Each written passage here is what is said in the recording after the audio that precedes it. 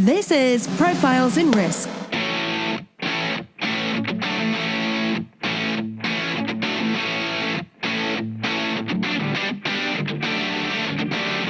Hosted by Nick Lamparelli. Every week, we interview those who risk life, limb, fortunes, career, and reputation, and those who work behind the scenes who look to protect and enlighten us about risk. You can find the show notes and other insurance-related content at insnerds.com. That's INSNERDS.com. Now, on to the show.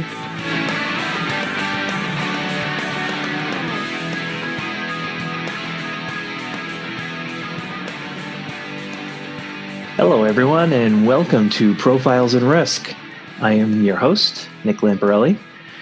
I am pleased to have Deidre Wright on the show today. Deidre is the Director of Engagement and Marketing at the Business Insurance Diversity and Inclusion Institute. Deidre, welcome to Profiles in Risk. Thank you. I'm happy to be here. Between Tony Carley and myself, we've had a lot of internal conversations about diversity, and now I'm seeing the word inclusion. You're the first host, the first guest. I'm the host, but you're the first guest. Maybe we'll make you the host after this.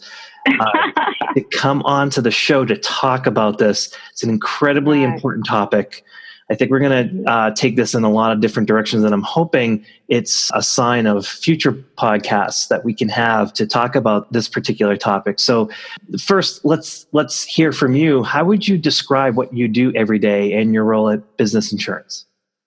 Right. So basically, leading the Diversity and Inclusion Institute at Business Insurance, my job is to facilitate diversity and inclusion within the insurance industry. I partner with industry leaders, whether they're chief diversity officers or HR specialists or whoever, and help them figure out what is unique about their company, what are the trends within insurance, and how do we keep on pushing the agenda so things are actually sustainable and actionable when it comes to how to drive diversity and inclusion. And I have members who are part of the institute who help come together as thought leaders to further the agenda.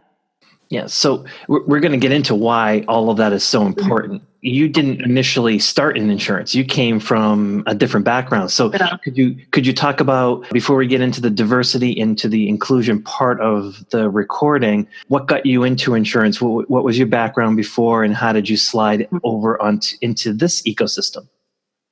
Right. So I actually was born in the industry, meaning that I came from an insurance family. So I was always exposed, whether it's I'm at a dinner, not knowing it's a client, a carrier dinner, but I'm there with my parents and I'm learning social skills and how to say, what do I do? What school do I go to? Whatever. So I was born within the industry, going to, skiing events and all that kind of stuff. So I was always exposed, but I didn't understand what insurance was at all. And so I actually started my career. I had multiple careers, one in research and public health research, then transitioned to marketing.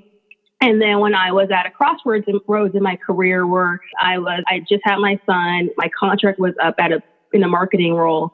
And I'm like, what am I going to do now? Because that marketing department got gutted. So then that's when I was like, insurance might be a great way to make some money and kind of leverage my skills in research and marketing. And that's when I transitioned into it. And most of my career in insurance was in the brokerage role for large casualty clients, typically with over $1 billion in revenue. And it varies from technology, shared economy, agribusiness, higher education. So the gamut of clients. Mm-hmm. Yeah. I think as we discussed before we started recording, that's incredibly important, right? Because you're bringing in a diverse background in terms of being able to see how other industries or other skill sets and how they operate over on that side, and sort of bringing that over to the insurance sphere. So how can insurance companies embrace diversity? First, can you let's define diversity, what that means, and how can insurance companies embrace that? I think diversity, by my definition, is unique traits, experiences, capabilities that you bring to an environment or an organization or a group. So that can be anything from, gender, race, job and roles like we talked about, to just, I had this great experience. Maybe you lived abroad, and that kind of changed your perspective on things. So I think anytime you have a unique lens or point of view to things, that's diversity that you bring to the table. And then to your point, how do we increase that, or what can insurance companies do? How can insurance companies embrace that? I think the most crucial or initial thing is create an environment where employees can bring their authentic selves to work, because that's bringing diversity. I feel comfortable being who I am, and I feel more comfortable expressing my lens and my point of view when I'm like, did we think about a situation that way? Did we address a client that way? If I feel 100% confident that I can be myself at my job and that it will be embraced, whether people agree with my opinions or not, but they will listen to me and be okay with it, that's going to drive diversity. And I'll try to illustrate that. So, for example, one of the best international brokers I knew, she was sharp, great with clients, whatever. She wore purple hair. Like, you would think that like Marsh, people wouldn't have purple hair, but she was so tight with her technical abilities that didn't matter. Clients loved her, but she wore her purple hair. And it was interesting because I don't know who else can pull that off, but she's like, I want purple hair. This is who I am. And I think having that environment and created diversity because it was a talking point for, oh, she feels comfortable with herself. Maybe I'll be myself too. So I think anywhere where there's an environment where people can be their authentic selves, that's increasing diversity. Also, I think making sure you mirror your clients and your customers. So let's say that you have a tech client. Okay, that might be more diverse. You might have a lot more international employees or workforce there or different kind of people. As a broker or carrier, are your underwriters and brokers mirroring that? Are they diverse? Do they have different perspectives to bring to the table? Because when you're meeting with clients, they might want to see what reflects them. Also, are you diverse in what your idea of professionalism is, or being a good customer service? So do I have to wear a suit to be professional? Not necessarily. My client, they don't want that. Why will I come there being different than what they want? Like, be true to myself if I like wearing a suit, whatever. But they're like, hey, embrace, we like jeans and sneakers. Embrace that, reflect what they like in their diversity and be okay with that. So I think reflecting your customer and clients. Also, I think embracing the diversity that is within your company. I was highly involved with a lot of employee resource groups.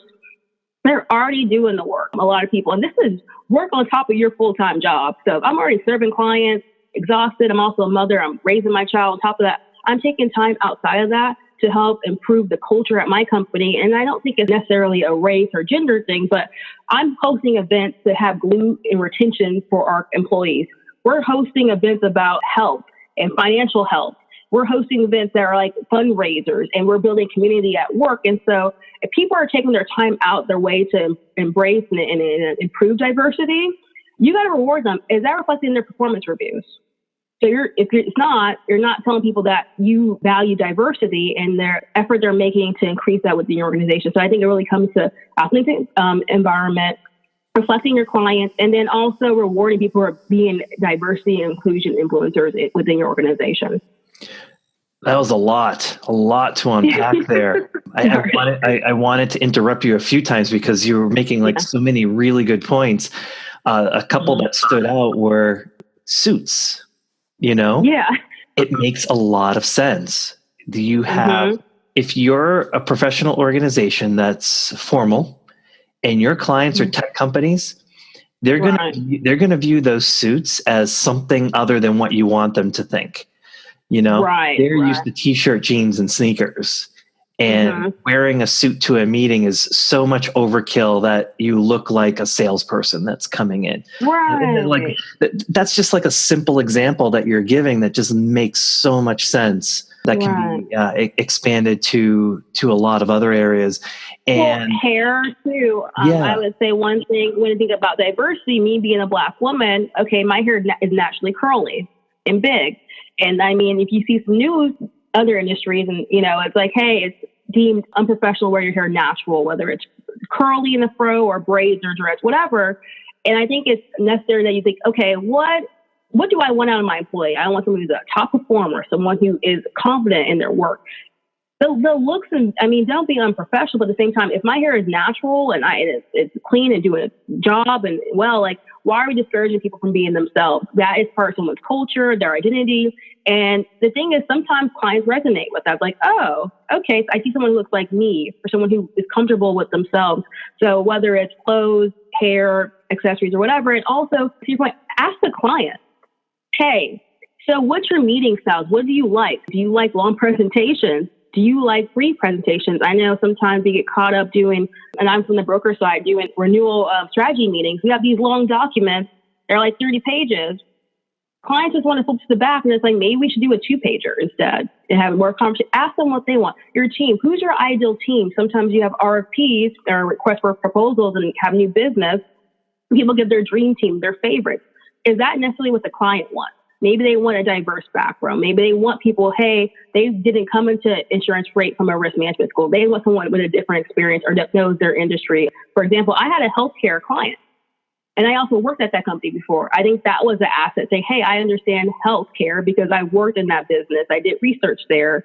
And on top, I had a stronger connection with client versus if you had someone, they went to a risk management school and have this background, it might have not been as effective at understanding the diversity they needed for people to penetrate and learn what's good for that industry and that client. So I think you got to ask the client the question of is your dream team? How do you want to be met? How do you want to communicate? Another client I realized was 75% deaf. And so with that, it's like, maybe we shouldn't just do phone meetings. We got to figure out ways to communicate with them because that's just a barrier that I didn't know existed. But when she revealed and was comfortable with herself and comfortable with me because I was myself, I realized that's going to stop us from connecting me with my client is the fact that I'm delivering something one way to her when she has a different kind of learning or environmental style that she needs to get the information that will help her do her job. Yeah. So as you're describing that, I keep thinking, well, diversity can be taken the wrong way. What you're describing is actually a differentiator. It actually improves business processes. Like I never thought of it that way. And so, for any of senior executives that are potentially listening to this podcast, diversity doesn't have to be that scary word. Even if you are like me, the old white man in the room, if you view it as the business opportunity, opening up more markets, opening up better lines of communication to the customers you already have. I love the example of the woman with the purple hair. Yeah. Because at the end of the day, what does it all come down to? Skill set. Right. He's rock solid. So it probably at the end of the day, it probably enhances the company itself because she stands out so much as a woman with purple hair who is a rock star. Right. And I think to your point, or thinking about that, when you think about people ask the question, why don't diversity inclusion initiatives work? Why do they fail? What happens with that? And I think it's kind of two reasons. One, you mentioned you're an older white guy. Okay, we need older white men involved, but just minorities and if it's just minorities involved in conversation, that's not going to go so far. We have to have all hands on deck to what do you get out of it too? What's your experience? It's like, that's the whole inclusion part. You have diversity, which is different perspectives, but kind of bring it all together. So figure out how do we all have a seat at the table to make decisions and move things forward along. So one is not having everyone involved. And two, not making it a business case. So people you know what, diversity inclusion is the right thing to do. If morals or good reasons were the ways that we did things that we do, people say, it's good to brush your teeth. Well, that doesn't mean I'm necessarily going to brush my teeth, and if you don't do it, you're probably going to get cavities. But it's like, we should do diversity inclusion. Well, if I don't care or I don't want to do that, what is the consequences of that? And sometimes it's better to tell people the business case versus the moral reasons because diversity inclusion is great to do, but do you understand you will retain more clients? Do you have more production when it comes to what your employees do? Do you know that companies perform better money-wise because of diversity inclusion? That perks more ears. And it's less of a moral thing versus, if you don't understand that basic thing, you understand money and also people and how to retain your top talented performers for your organization. Yeah. I've dealt with so many senior executives, CEOs of companies. And at the end of the day, we're all human. And I joke with my wife all the time. I'm like, the average human gets about 50% of their decisions right. That includes senior executives of companies. And so to me, it's a humility. It's the way I think of diversity as a humility thing is you're not opening up other seats at the table on that moral ground that you said. You're wrong 50% of the time. You need Right. those other points of view to keep you in line, to make sure that your humility, your humbleness is in check, so that you ultimately can try to get towards 100% of the right decisions. And you can't do that if your prism of the world doesn't have all the colors of the rainbow. Just think of how much the world would be a lesser place if you only had half the colors instead of all of them. So I'm appreciative that you're kind of opening my eyes on this. I want to talk about the word inclusion, because I will be honest, it hasn't been until the last couple of weeks preparing for this and talking to Carly and Tony that word has popped up. I think I know what that word means, but what does it mean in the context of diversity and inclusion? Right. That's a good question. I think it's diversity, but the inclusion part, diversity is part one. Have the diverse perspectives and people there. But once you got them, what are you doing with them? It's the inclusion part that's key. It's making sure that they have a seat at the table. It's a part of decision making. It's a part of just the culture. So if you have people who are there and their opinions are included, that's how you get innovation. Doing the same thing over and over is not going to help. So was it Polaroid and Kodak, same O, you're probably not going to have much innovation. But if you have different people there, it's have you thought about the problem this way? Have you thought about the culture? You think about risk management and reputational risk. A lot of things happen in the headlines, especially when it comes to diversity inclusion. Something of H&M. Okay, they have that sweatshirt with the boy, and it said King of the Jungle. Well, I think about two things with that when it comes to inclusion. How many people along the line, the way of getting that from created to the public, saw that image and that's okay, or, I don't think that's okay. I'm sure there's probably someone who saw that was okay, but is it an environment where people can speak their opinion and voice that? Is it inclusive? You have inclusive cultures, ideas, and whatever. And sometimes when you don't have that, that's where you get incidences. But if you have the inclusion more, you're probably going to have a bigger, lens to see, okay, is this situation, is this right or not?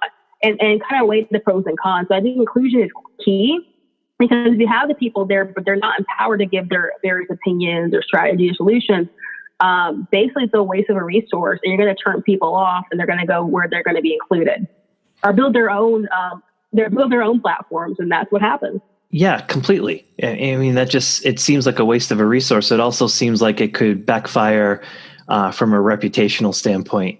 Hey, we're a diverse company. We believe in all of this stuff, and then they hire and don't do anything with it. It seems empty. Right. Why even waste your time doing that? Right. Carly talks all the time. I think this is a great segue leading to my next question. Carly talks all the time about lack of representation of women, both on our site, Insurance Nerds. Carly talks about all the time. It seems like it's a lot of men writing articles, or being on the podcast, and on executive teams at insurance companies. So I think I know where you're going to go with this, but why is it important to have representation? It seems like just an extension of inclusion. Right. Representation is important because I think it shows your values. It really demonstrates, we believe in diversity and inclusion, but are you representing that demographic? Are you representing your values? I think that's what really matters. One, because for me, I think it's key where I'm it's an organization, or I'm a consumer.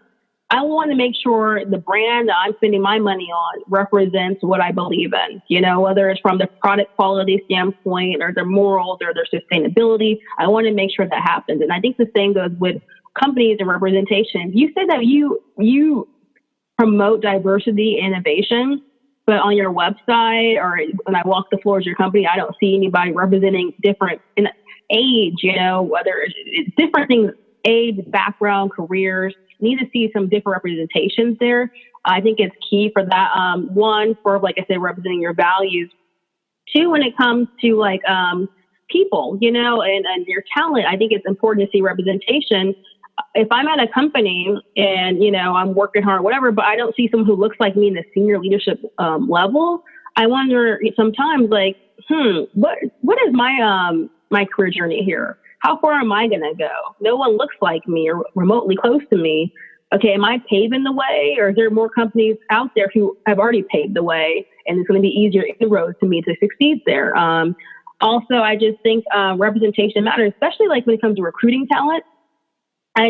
For me, if I go to a career fair, or I'm a student, I see someone who looks like me, I'm probably going to ask some questions that I wouldn't ask someone who does look like me. So me as a professional, I'm going to wonder, okay, one, what's the company like? What's your career journey? But also for you, woman or a person of color, what is it like for you when you're there? How are you treated? How's your ideas represented? What kind of struggles do you face? What are the good pros and cons? That matters to me because that makes me understand, besides my job, what else do I have to face internally?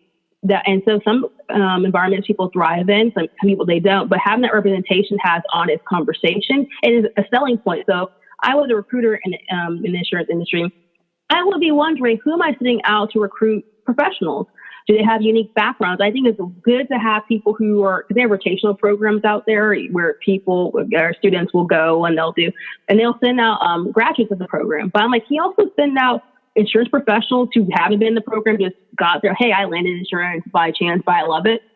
Having that different perspective of people who don't necessarily drink the Kool-Aid helps people like, okay, well, you went and sought out this career. I mean, you didn't. But you're both here. Why is that? And that might be a more compelling story to someone else because you have someone representing you. We're like, I don't know what I want to do with my career or my life, but this person is passionate about their job. They love it. And that makes me identify. So I think representations attract top talent and reveal companies' value. So it's important in that respect. Yeah. How do you think diversity and inclusion is received across different generations? Insurance is very much known to be heavily skewed on the older side and on the white side. But let's just say just on the older side, different generation, the world is evolving rapidly. I see more diversity and now inclusion playing a part in hiring, but I'm thinking that there's probably still roadblocks or at least discomfort with it from the older generation that's still, honestly, still kind of controlling things in this. Right. So how do you perceive the generations being able to handle it? Well, it's interesting. I think there's different perspectives with generations. I think by region, it also depends too. Some people feel like we're progressive. Some people feel like we kind of slipped back. Things were more progressive years ago or decades ago. So I think it just depends on that.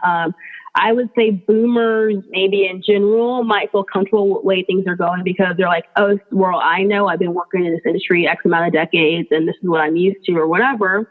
While there might be other people who are minorities who've been in the business for a while and be like, hey, I'm looking around, not much has changed around me. So what's going on? This is the same conditions I was in the 80s. Why hasn't it changed? So I think that is a perspective of their old generation, but they still see that there's a problem because of their perspectives within that. Now, the interesting thing about my generation, I'm a millennial, proud of it. It's a great thing, to talk about millennials, but we're hard workers and we're resilient people. And I think we're used to diversity. I mean, most of our time growing up was like, be you, be the best you can be. Like, we hear that stuff. And that creates diversity in the fact that I'm like, I'm unique. I myself, I'm going to bring this to the table. And I think also because of just the way things have happened where there's more interracial relationships and then more diversity inclusion initiatives that's been around since we were younger, that we expect that. And also people have to understand that, that young people, whether they're white or black, whatever, they expect diversity at a company and they don't see that turns them off to it. So it doesn't matter whether you're a person of color or a woman or a man or whatever. Our generation demands that. And so that's really key if you want to attract top talent, is to have that diversity there. But I would say also by region, because I worked both in the Bay Area, California. I also worked in Atlanta, Georgia. And I think that there are different perspectives on where we're at with progress. And I think some things are regional. At the same time, it's interesting because I would say maybe on executive level, there's less, I would say, minorities I see at the top when it comes to to insurance in the South or whatever. But at the same time, I feel like there was a really vibrant community of diverse people who would get together and network and do things and whatever. So I would say it depends on generation, but also depends on region, on people's perspective on where we're at with diversity, inclusion. And also sometimes when you don't have, like I said, that inclusion, people create their own platforms. And I would say the city of Atlanta has a lot of different platforms for people who are minorities who were historically shut out of, I would say, like institutions or corporations who made their own platforms that are doing well within them. Yeah, we were, for those that are listening, Insurance Nerds has a Slack chat. You can come, it's open to everyone. I will put the link on the show notes. Please come and join. We had this conversation yesterday. Exact conversation. I missed it. And I think someone brought up the fact that, listen, you can have the best D&I program. Yeah. If and you brought this up as well, if someone of color or someone of a particular gender or whatever comes in and they don't see the people at the top that look like them or act like them or whatever, they're not going to. It's a very subtle indication that they won't have a career path to that because it's not representative, and how important that is. And I'm not saying there are any solutions out there beyond what you're describing. It's probably like a multi-decade problem that we're just going to have to continually chip away at. But for those that are listening that are in those roles, it's important, to understand. You're not just like putting someone there just to feel good. It's to motivate and inspire your workforce. I was saying, Nick, think about InsurTech. Why do you think that popped up? Sometimes people don't feel like they're representative. Hey, I'm used to technology. This is my lifestyle. It's what I'm used to. Why is insurance, quote unquote, old and old fashioned and technology poor? I'm going to create my own platform and avenue to mirror what my wants and needs and desires and my culture is, which is maybe, a technology based thing, and create my own platform from that. So if you think about it, these things are going on, and it's diversity, not necessarily, people of color or whatever. Is more of a thought process too. And it's like, I have a need for this. If I don't see that the company's addressing it, I'm going to create my own platform, and InsurTechs are doing well because of that. Yeah. Think of, I have a Slack chat going on with a private group talking about agencies. And we're also on the Slack channel, we had another conversation this morning about small mutuals. So think about a small agency or a small mutual. So anyone that's listening now, you're a small agency or a small mutual.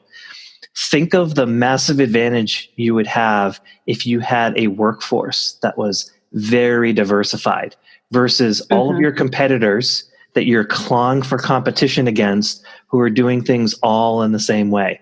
It's going to open yourself up to new markets, new opportunities, new business models, new ideas, different direction. Yeah, it's potentially scary, but it potentially it differentiates you. It can be a game changer. Just for like you said, you don't have to do it on moral grounds. If you just do it on business grounds, it makes so much sense.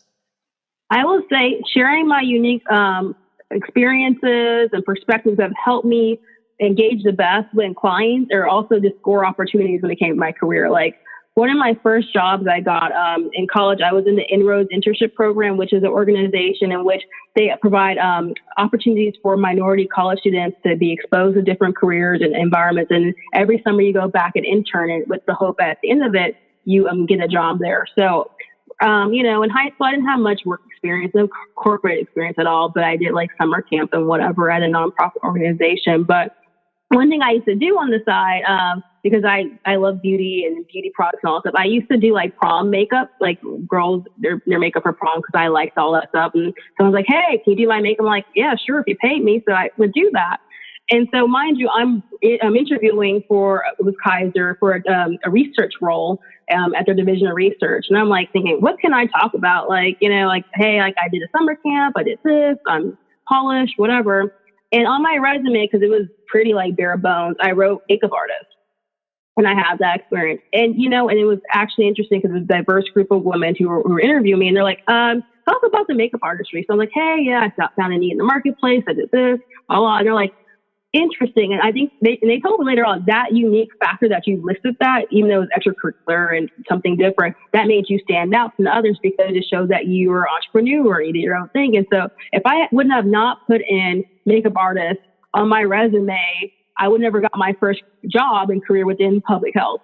Yeah. So, but sharing that made a difference. Yeah, that goes into a great segue. Basically, this isn't all on the corporations themselves. There's a certain amount of responsibility to, if someone's listening to this and they think, and they're a minority or a woman or someone that's not potentially well represented in the industry, there's a certain responsibility on them too to figure out ways to stand out. And so, you talked about the makeup artistry.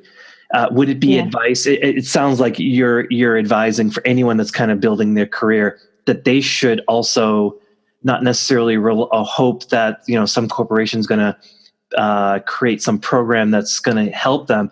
They should go out of their way to also continuously increase and diversify their skill set.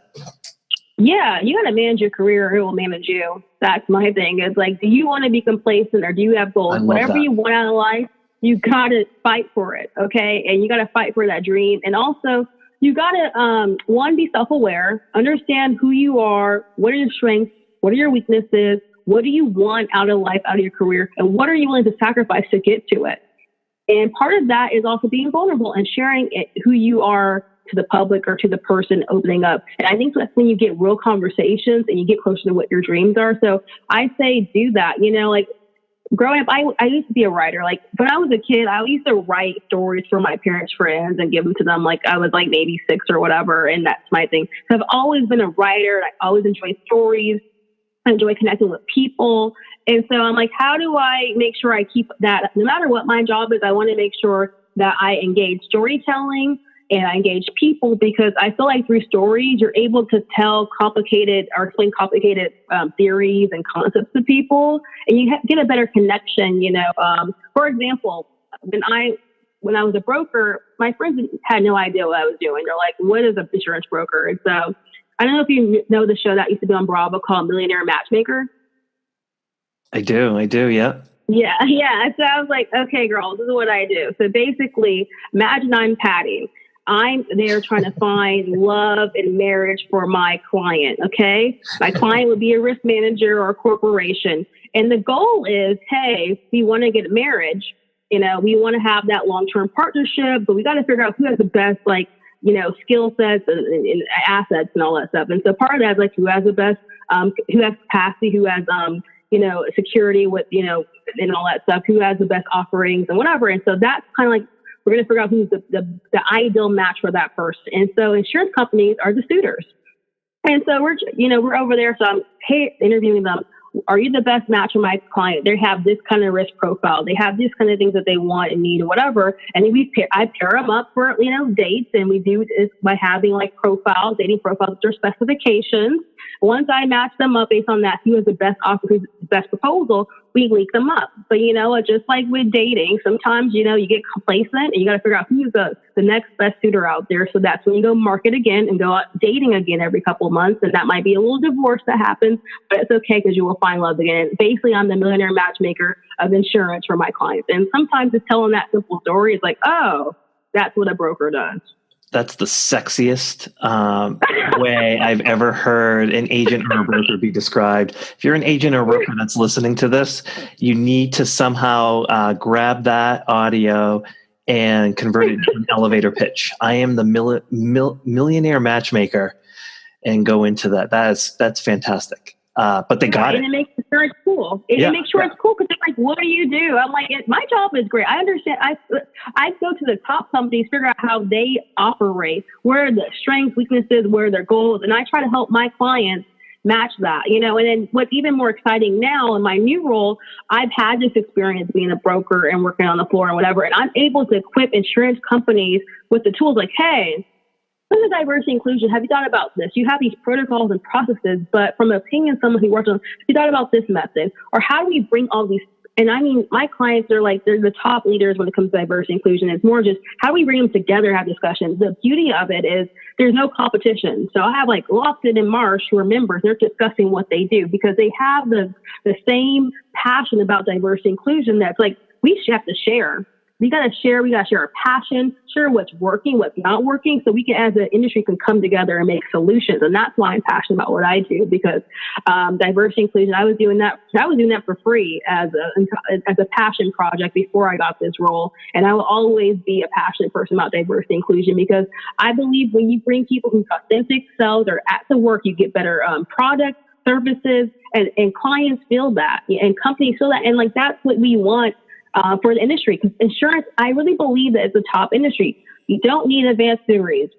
All you gotta do is basically be a hard worker and care about people, or at least customer service, and do your job well. If you have that work ethic, you will do well. And I tell everybody that insurance is when you talk about diversity recruiting, I'm not a recruiter, but I tell my story and testimony to everyone. I was at a restaurant one day, and this lady gave me the best customer service. I was like, she didn't anticipate my needs. Like, my son was hungry, and like it took a while for him to get his fries. She like brought out like orange slices, like just, was anticipating my needs. Like, hey, your food's not ready, but have this. In the meantime, like, have you thought about insurance career? And she went to like the whole, what does that mean? And I told her my little story and other things. I'm like, you would be great. You have great customer service, people skills. You need to do this. So I think when it comes to recruiting diverse people, we got to rethink, how do we do that? There's formal ways, but if you're an insurance professional and you love what you do, I'm going to ask you to promote the industry and tell people why, especially when you identify top talent out there who might not be, college students, or they might not have this corporate job. There's a job for anybody if they want one in insurance, and you got to figure out, what are you bringing to the table? What are your unique aspects that you want to do? Or maybe you specialize. I know an entertainment broker. I think that's pretty cool. Like, Coachella's cool. So I tell kids, you like Coachella? How's that insured? Think about that. Someone needs to insure that. If you like music, try that out. So I think it's great to bring your diverse experience, because that's what you can translate to the insurance role. And you got to embrace it. You can't hide who you are if you want to have a long-term career that you're happy with. Yeah, that's the whole point of the podcast. Really, it's to highlight all of the interesting things. It's not, insurance is not some kind of monolith, field. We're going to be interviewing an aerospace underwriter or broker in the next few weeks. And we've already interviewed like a drone broker and people that specialize in different areas. And like you said, it can be entertainment, sports, aerospace, science. Natural catastrophes. There's a home. There's a home for you. Actually, the more specialized you can make it, the better the home, the better the career, and then you can have for yourself. What's the best career advice you've ever received? The best career advice I received was to invest in yourself. Basically, invest in yourself, because no other person, company, or whatever will do that. So what does that mean, investing in yourself? That means investing your time and resources to make yourself the best person you can be. And I've done everything from doing career coaching, and I did a 5-week career coaching through the National Black MBA, in which I understood, I clarified, who am I? What are my skills? What are my passion, desires, and what I'm willing to do to get there?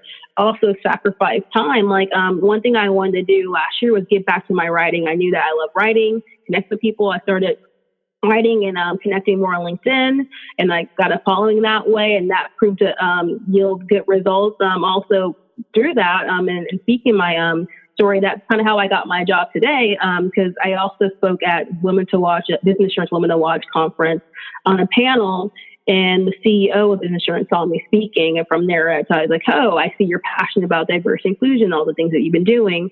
It's like, I have a role for you.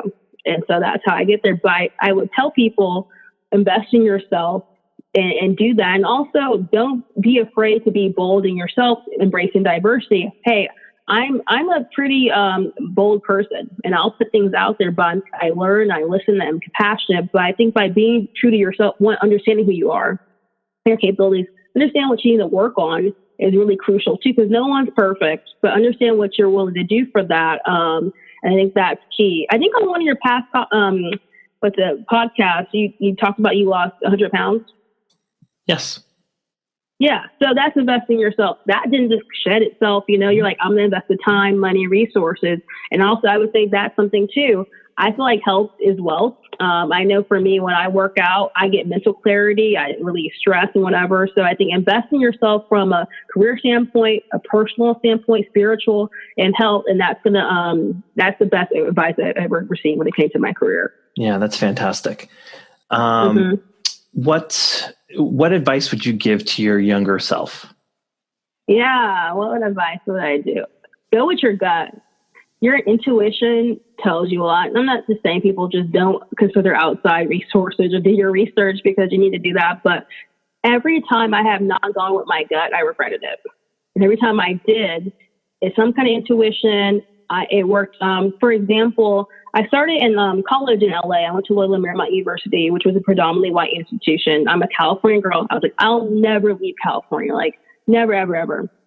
I went to Atlanta, Georgia to visit my cousin who went to Atlanta University out there for her homecoming. And I was just blown away by the diversity and the experience. One, it was the South. I'd never been to the South as, a young adult. And the fact that I saw so many diverse people, like, who one looked like me, but from different areas. Because people think historically Black in college university that, it's all just Black. And it's like, yeah, but there's more. It's different nations. We had Chinese students there, African students, people from London, all over. Diversity also when it came to Blackness, because I'm from California and I went to school in California that a lot of people were from the area. So I got to see people from the East Coast, from the South, experience that. But anyways, I was blown away because they were young, impressive. A lot of people had great opportunities. They were entrepreneurs. I started their own nonprofits or companies or had these top job offers. And I was like, I'm going to thrive here. It's going to put me outside my comfort zone. I'm going to thrive here. And I actually went back. I had 3 weeks to I'm going to apply to Spelman College. So I had 3 weeks to do it, got letters of recommendation, asked my parents, hey guys, is it okay if I transfer schools? And they're like, yes. They didn't believe I was going to do it because before then I was, a young adult, didn't really follow up on stuff. But I got it all done. And then the day that I was moving out for winter break, I got a call from the admissions office and they said, hey, Deidre, you gone to Spelman? Can you be here, in the springtime in January? I was like, yes, I will be there. And then I told my dad, pack everything in the trunk of the car. I'm going to Georgia. And I would say it's because I went with my gut. I took risks. And I tell people, just go with your gut and take risks. And I wish I would have took more risk and maybe travel abroad, did travel abroad in school and did other things and maybe tried a lot more other industries. But I would say go with my gut, and taking lots of risks is what I would tell myself when I was younger. I would say most of the time I don't follow my gut. I end up regretting it. So I think that's very good advice. We're getting close to the end of the recording. Okay. And I want to get into a couple of questions I always ask all my guests. The first one, which is, what tools do you use, or tools or techniques do you use to stay productive? So there's multiple things. I believe in to-do lists, and I read the book Eat the Frog. I think it's by Brian Tracy. And basically you kind of categorize your to-do list and grade and see what's the most essential things I need to do. So I think having that to-do list has helped me out. What was that called? Eat the Frog, Eat the Frog. Eat the Frog. Basically, do the hard. I've never heard that. It's great. It's basically do the one that you don't want to do or the hardest task, do that first, and you feel so productive. So that's one thing I Eat the Frog. I also have a happiness planner that I got for my personal life, and it's a planner in different categories of your life, from your to-do list to your schedule to fitness to your what do you ate that day. It's like a nice little picture of what my day looks like. And every week you kind of evaluate how things went and how do your moods and happiness kind of reflect that. So that's one thing. Affirmations, I believe in affirmations. One of my friends, who's a life coach, he has an album called Activation. And basically, it's one of the songs in my alarm clock, which is it says, good morning and be awesome. And I wake up every day with that mantra. I also believe in just self-talk. Self-talk is really important. And one of my favorites is Beyonce Formation. People don't think about it. That is an affirmation. I slay. I work hard, I earn it. Like, you got to talk to yourself. So affirmation, podcasts are really good. Because they teach me techniques on how to stay up to date with productivity and everything. So those are tools I use to be productive. And working out clears my mind. I'm more productive those days I work out. And eating right, because eating steak and eggs, I know I'm not going to do anything but sleep afterwards. So I try to eat right so I don't be sluggish the rest of the day. Oh, that's fantastic. It's going to be hard to not see you or hear your name and think of Eat the Frog. So Eat the Frog? we might have to name the podcast Eat the Frog, the title of it. I like that. Hey, it stands out. It's diverse and different. Exactly. There you go. Stand out. What books have been influential in your business and or personal lives? So I think business and personal life are kind of merged into one, because I don't know, I'm a self-help junkie and like that kind of stuff. And I love all those leaders. But one of the founding ones of those, Napoleon Hill, he has a book called Outwitting the Devil. I don't know if you heard of that one, but it's one of my favorite. And basically, like, he wrote this book, but because it was so controversial, he agreed. His wife made him a promise not to release it to after he was dead and she was dead. And basically, it tells us all the things that distract us from achieving our dreams in life, and sometimes our institutions, our thought processes, and like it's structured in a way, and it sounds like controversial, of like someone talking to the devil, and the devil telling you all the things that distract you from your getting to your goals. And people, you can take it the way you want to, but to me, clarify, what am I doing that's wasteful and taken away from me achieving them? And sometimes that is your friendship. Sometimes it's your food, lack of exercise, alcohol, whatever. And what am I willing to do to get to what I want? And that's eliminated some of those things. Outwitting the Devil by Napoleon Hill. Also a book called Stargirl by Jerry Spinelli, and it's a young adult book. And I read that in college by the suggestion of my best friend, Vanessa. And basically, it's like a story about this girl who came out of nowhere to the school and was really diverse and unique. And, she would play the flute, and she had like a random like pet, and like people used to make fun of her. And then they started calling her as a trendsetter. And then they criticized her. But basically, the whole story is be yourself, because that's all you can be. And once you do that, you might have a positive influence on other people. So those are the two books that made a big influence in my life.